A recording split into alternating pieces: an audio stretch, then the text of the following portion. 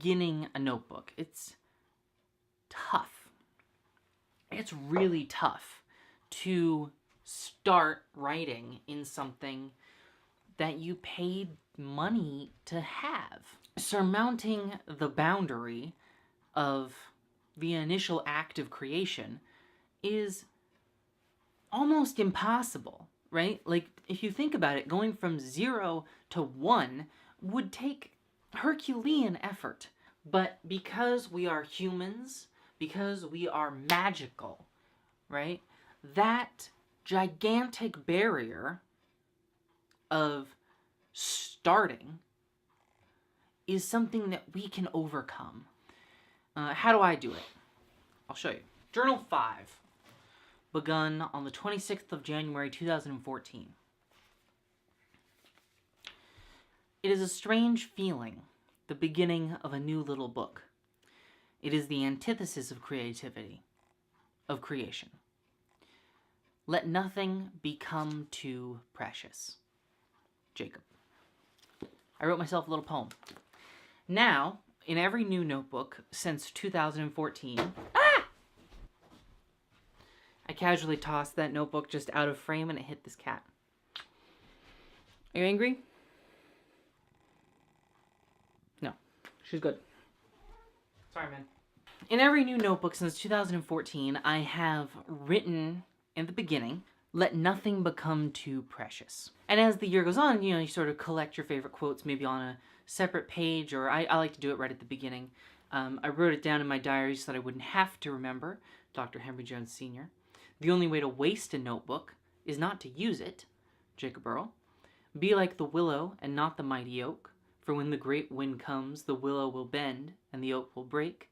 Shugu, Lego Island Extreme Stunts. Once you've gotten the initial profundity of the beginning of a notebook out of the way, with a quote or something funny, or I used to also do maybe a really bad drawing, like just the worst drawing I could do, then the notebook opens up.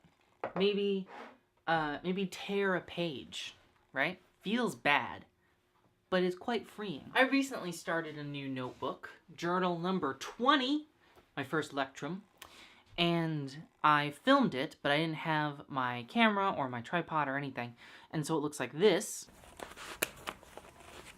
And so I thought I'd recreate it here for you and I, just so we can sort of get a taste.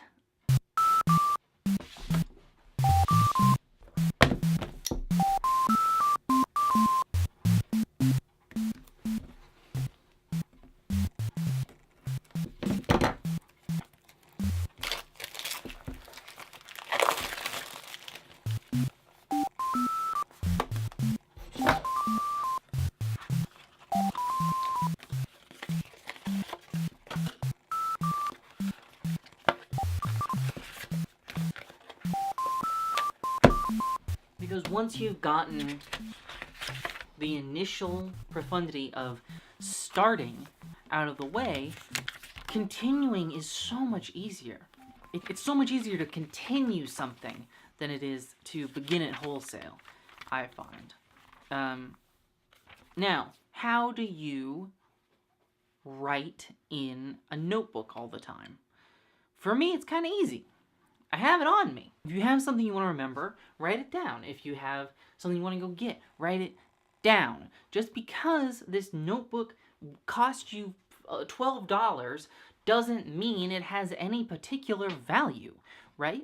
And if you don't use your notebook, that's how you waste it. Quote I read a minute ago, the only way to waste a notebook is not to use it. That's by me. I said that and I believe it. If you buy a notebook and it sits on your shelf empty, it is never going to fulfill its purpose. You're not hurting a notebook by writing in it. Notebooks want to be written in, right? That is all they want. If a thing can want something, a notebook wants to be written in. It doesn't matter if it's grocery lists, movies you want to see, quotes from your friends. Don't be afraid to quote yourself and your friends, because you know what? It's your notebook. You can do whatever you want. And never feel bad about it. This is a problem that I have myself with things like this is that I start to feel guilty and obligated, you know? Like, I start to feel like I have to do something, or that I need to do it like this because I'm expected to, right? And that's never more true than with notebooks, because everyone has a thought about notebooks, everyone has a plan, but none of those things matter except your own thoughts and your own plan.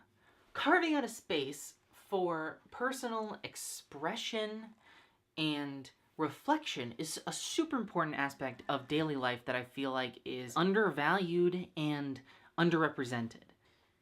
Journaling, or keeping a diary, kind of has this weird, bad image that I think largely comes from its,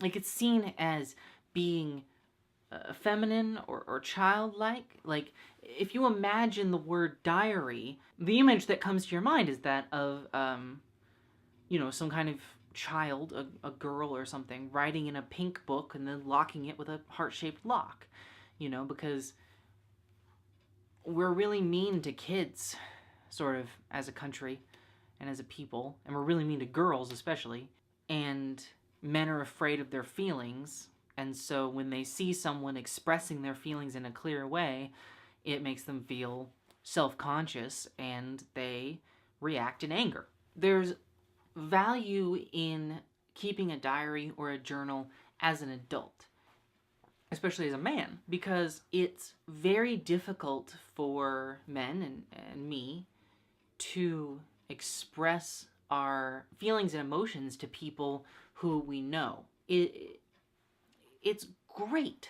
It's fantastic to take a little moment out of your day and think to yourself, what am I feeling? Or what am I not actively thinking about? Like, that's something that stresses me out all the time. I'll have something that I don't want to think about, but that nevertheless annoys me. And I just feel annoyed, and I don't know why. And so journaling or keeping a diary can be really helpful in these moments, because you sort of write down everything that's going through your mind, and then you're like, oh, right, that's bugging me. Got it. And then once you can see it, you can do something about it. And I believe that this is the sort of thing that can help anybody, right? Not just people who are anxious, not just people who worry all the time, but everyone. And that everyone has a story to tell and thoughts that are worth hearing. And feelings. Like feelings are super weird. And if you don't think about them, they come and get you. So thinking about your feelings, super important and undervalued in my experience. People like the Moleskine company have kind of worked against this image.